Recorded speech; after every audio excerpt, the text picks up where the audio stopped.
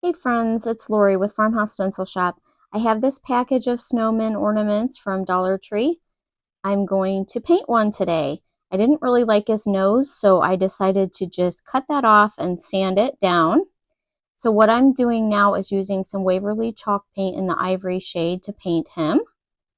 And then I'm going to just paint his hat black, and that's just acrylic paint. Then I'm going to paint his nose on with some spiced pumpkin. That is also acrylic paint. I just kind of dabbed his nose on. Now I'm going to paint his face on. Just put some little eyes and then a little mouth. And now I'm going to give him some eyebrows because I like the worried snowman look. I just think that their faces look so cute when they look like they're worried. What do you think? Do you think that snowman with a worried look gives it like a primitive look?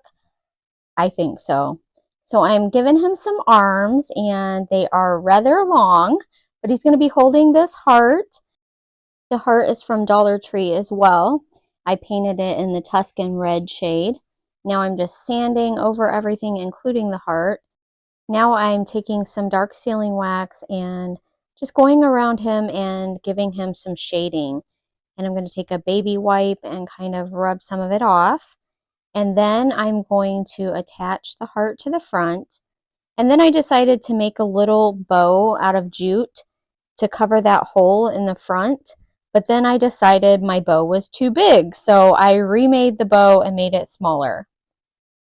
After that, I flipped him over and just used some of the dark wax on the back just to finish him up. Now I'm giving him a scarf out of a little bit of homespun, and I'm going to glue that down. And lastly, I'm giving him a simple hanger made out of some jute. And that's it. I hope that you like it. Thank you for watching.